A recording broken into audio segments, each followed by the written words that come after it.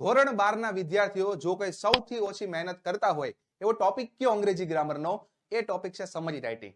કારણ આ ટોપિકમાં શું લખવું, કેટલું લખવું, કાંઈ વિદ્યાર્થીઓને અંદાજ જ નથી આવતો અને આ ટોપિકનું ટેન્શન લઈને ફરતા હોય છે. તો એ ટેન્શન જો તમારું હોય તો હવે ખતમ થવાનું છે. કારણ આજના વિડીયોમાં મસ્ત મજાનું તમને જે જરૂર છે એ પ્રમાણેના પ્રેઝન્ટેશન સાથે, ડિઝાઇન સાથે એક મસ્ત મજાનો વિડીયો ડિસ્કસ થવાનો છે તમારી સાથે. યસ, જેની અંદર સમરી રાઇટિંગનું ટેન્શન તમારું 100% ખતમ થશે. કેવી રીતે કામકાજ કરીશું તમને સાથે સમજાવતો જઈશ, કેવા કેવા મુદ્દા ધ્યાનમાં રાખવાના છે અને આ વિડીયોની મદદથી સમરી રાઇટિંગમાં કેવી રીતે માર્ક્સ લાવી શકાય એ બધા મુદ્દા ડિસ્કસ થશે. તો એક પણ સેકન્ડ મિસ ના કરતા 100% ટેન્શન ખતમ થવાનું છે. તો સૌથી પહેલા જોઈએ રીડ નંબર 1. નામ ખાસ જોજો, the birdman of India. Yes, હવે આ યુનિટમાં કેવા કેવા શબ્દો આવે છે એ તમારી સામે હું હાઇલાઇટ કરું છું. Salim Ali, sparrow, word, masterpiece, BNHS, zoology, Germany, ornithology, wild life અને બર્ડમેન. આ બધા શબ્દો તમે શાંતિથી આખું યુનિટ વાંચો એટલે તમને આવા શબ્દો દેખાશે. જનરલી આ ટોપિક લેપિંગમાંથી આવે છે, સપ્લિમેન્ટરી રીડરમાંથી આવે છે, પણ વિદ્યાર્થીઓ વાંચવાનો સમય હોતો નથી અથવા તો ફોકસ કરતા નથી. તો આવા સમયે ઓછા સમયમાં ટોપિકને કેમ રિકવર કરી શકાય એ બધી માહિતી તમને સાથે સાથે આપતો જવાનું છું. જો તમને આપેલા પેરેગ્રાફમાં તમને આમાંથી કોઈ શબ્દ દેખાય છે તો તમે કેટલા ટાઇટલ બનાવી શકો એ હું તમારી સામે હાઇલાઇટ કરું છું. જોઈ લો. તમારા બધા ટાઇટલ માઇન્ડમાં રાખવાના છે. Yes, Salim Ali the bird lover, Salim Ali the inspiration, curious Salim satisfaction, immortal Salim Ali અને Salim Ali the bird man of India. હવે એક્ઝામમાં તમારે શું હોય, પેરેગ્રાફ આપેલો હોય, એમાંથી તમારે 1/3 ભાગ લખવાનો હોય, 33% ભાગ લખવાનો હોય. યસ, પ્રોપર ગ્રામરની વાક્ય રચના સાથે. તો એ તમે જે ભાગ લખો છો એમાં ગ્રામરનું ખાસ ધ્યાન રાખવાનું હોય અને ગ્રામર પહેલા સૌથી પહેલી જો ઇમ્પ્રેશન પેપર ચેકરના માઇન્ડમાં પડતી હોય તો એ છે ટાઇટલ. જો તમારું ટાઇટલ સાચું હશે એટલે પેપર ચેકરને માર્ક્સ આપવા માટે મજબૂર થવું પડશે. તો આજના વિડીયોમાં આવા કીવર્ડ્સની સાથે, યુનિટના નામ સાથે કેટલા ટાઇટલ પોસિબલ છે એ હું તમને જણાવવાનો છું. અને વિદ્યાર્થી મિત્રો, ટાઇટલનો 1 માર્ક્સ મળતો હોય છે તો ખાસ ટાઇટલ સમજવા ખાસ જરૂરી છે. ઓકે, યસ, આવી રીતે બધા યુનિટના આપણે જોતા જઈએ, સમજતા જઈએ અને તમને 100% વિડીયો હેલ્પફુલ થશે. યસ, રીડ નંબર 2 એની વાત કરીએ. હર વર્ડ્સ હિઝ વિઝન. જેમાં કેવા શબ્દો આવે છે તમારી સામે છે, તમે જોઈ શકો છો. હસમંડ, માનસી, masterpiece, painting, art, museum, stick, visiting. આ પ્રકારના તમને કીવર્ડ દેખાય એનો મતલબ એ તમારું રીડ નંબર 2 છે, જેની અંદર તમે કંઈક આ પ્રકારના ટાઇટલ્સ પાકા કરી શકો. પાકા કરો તોય ચાલે અથવા તો તમે આને અમુક સમયે જોશો એટલે તમારે પાકા નહીં કરવા પડે. શું કામ? તમારે જે ટાઇટલ બનાવવાનું છે શેમાંથી બનાવવાનું છે? તમને જે પેરેગ્રાફ આપેલો છે એમાંથી જ બનાવવાનું છે. તો તમે જો ટાઇટલ એકવાર વાંચેલા હશે તો તમને ઓટોમેટિક પેરેગ્રાફ વાંચીને ખ્યાલ આવી જશે કે કયું સુટેબલ ટાઇટલ લેવું. યસ, રીડ 3 ની વાત કરીએ. Final game. મસ્ત યુનિટ છે. ગુજરાતી ભાષાંતર કરો, તમને રિયલમાં મજા આવે એવું યુનિટ છે. યસ, જેની અંદર તમને game, soccer, practice, winner, championship, captain, ગુલી, kick, unconscious, victory, hospital, surgery, accident, control જેવા શબ્દો દેખાઈ શકે. અને આવા શબ્દો દેખાય, એ પેરેગ્રાફ તમને દેખાય તો તમારે કંઈક આ પ્રકારના ટાઇટલ યુઝ કરવાના છે. આશા રાખું તમને આ પ્રકારની પ્રેઝન્ટેશન સાથે, સમજાવટ સાથે સમરી રાઇટિંગ તમે પહેલી વાર જોતા હશો અને 100% તમારું ટેન્શન ખતમ થતું હોય તો વિડીયોને ખાસ લાઈક કરીને મિત્રો સુધી શેર કરજો. યસ, રીડ નંબર 4 ની વાત કરીએ. ટાઇટલ છે આઈ લવ મી, જેની અંદર તમને કંઈક આ પ્રકારના શબ્દો દેખાશે. બીજી એક વસ્તુ, આ બધા શબ્દો ખાસ ગુજરાતી મિનિંગ સાથે પણ પાકા કરજો, કારણ નિયરેસ્ટ મિનિંગ તમારા સપ્લિમેન્ટરી માંથી આવતા હોય છે તો ત્યાં પણ તમને કોન્ફિડન્સ આવે. જોઈ લો, રીડ નંબર 4 ના ટાઇટલ્સ તમે જોઈ શકો છો. યસ, આગળ વધીએ. 6 number I miss you mother. જે અમુક રીડ્સ તમને નથી આપેલા એનો મતલબ એનું ઓછું મહત્વ છે, સિલેબસમાંથી નીકળી ગયા છે. My book, my mother's book, તમે આવી રીતે બધા જ નામ હવે તમે 1 બાય 1 ઓબ્ઝર્વ કરી શકો છો.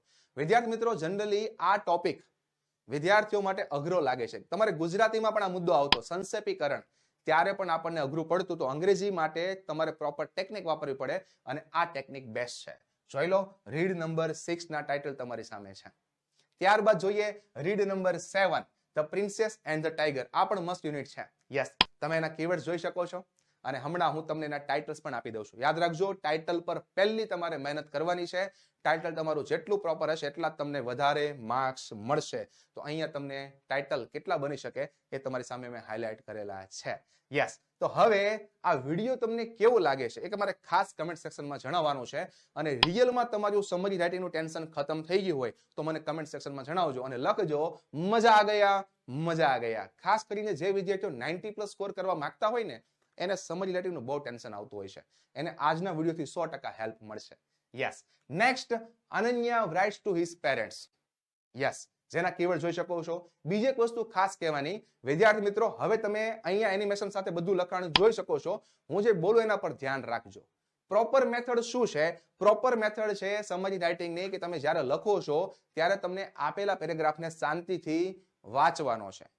એક વાર વાંચશો, 2 વાર વાંચશો, 3 વાર વાંચશો એટલે તમને સમજાશે કે આપેલું સમરી રાઇટિંગ શેના પર છે. એ સમજાઈ જાય પછી તમારે એમાંથી જે મહત્વનો ભાગ છે એ તમારે 1/3 ભાગ તમારે લેવાનો છે. અને એ તમે જે 1/3 ભાગ સિલેક્ટ કરો છો એની અંદર જ તમારે પ્રોપર ટાઇટલ પણ સિલેક્ટ કરી લેવાનું હોય છે. તો આ રીતે ઓરિજિનલ પ્રોસેસ કામકાજ કરે છે. પણ જનરલી 11મા 12મા ધોરણના લેવલ પ્રમાણે વિદ્યાર્થીઓ એટલી પરફેક્ટ પકડ ના ધરાવી શકે. તો એના માટે આ પ્રકારની તમે પ્રોપર મેથડ કરો ને તો કામ આસાન થઈ જાય. આમ બી આ ટોપિકમાં વિદ્યાર્થીઓ ધ્યાન આપતા જ નથી હોતા. જો તમે આટલું બી ધ્યાન આપી દીધું તો તમારું કામ 100% આસાન થઈ જવાનું છે. યસ, આ બીજી વસ્તુ, જ્યારે તમે સમરી લખો છો 1/3 ભાગ, એ ખાસ જોજો. ઘણા વિદ્યાર્થીઓ એમાં જ એક પેજ ભરી દે. અરે 1/3 ભાગ લખવાનો મતલબ આપેલો જે ભાગ છે એના કરતા બી ઓછું લખવાનું છે. તો ઘણા શું કરે ખબર? જે આપેલો પેરેગ્રાફ હોય એમાંથી અમુક લાઈનો ઉઠાવી લે. અરે બધી લાઈનો નથી ઉઠાવવાની, એમાંથી અમુક લાઈનો ઉઠાવવાની છે, અમુક ભાગ ઉઠાવવાનો છે અને પ્રોપર ગ્રામરની મદદથી જોડવાનું છે. આ રીતે કામકાજ કરજો. બીજી એક વસ્તુ તમારે એ ધ્યાનમાં રાખવાની છે કે કોઈ લેખક એમાં વજન આપવા માટે વાતને રિપીટ કરતું હોય તો તમારે એનો 1 વાર યુઝ કરવાનો, 1 ટાઈમ યુઝ કરવાનો છે. તમારે રિપીટેશન ટાળવાનું છે. યસ, કોઈ વાક્ય રચના મોટી છે તો નાની બનાવો, રિપીટેશન ખાસ ટાળવાનું. અને ટાઇટલ તો પહેલા જ આપજો. ઘણા ભૂલી જાય એટલે છેલ્લે લખે, એ માઇનસ પોઈન્ટ છે. ટાઇટલ પહેલા લખવાનો છે, એનું ખાસ ધ્યાનમાં રાખવાનું છે. તો હું તમને બધા જ રીડના મહત્વના ભાગ આપું છું, સાથે ટાઇટલ આપું છું, જેથી તમારી મલ્ટિપલ પોસિબિલિટી થાય. આપણા બધા જ વિડીયો આવી ડિઝાઇન સાથે જ કરાવવામાં આવે છે.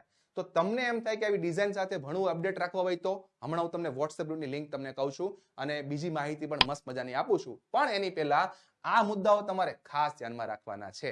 જે હું વાતચીતમાં બોલી ગયો કે ટાઇટલ પહેલા રાખવાનું છે, 1/3 ભાગનું લખાણ લખવાનું છે, પેરેગ્રાફની અમુક લાઈનો જ લખાણ લેવાના છે, અક્ષર સારા કરવાના. આ મુદ્દો ખાસ જોજો.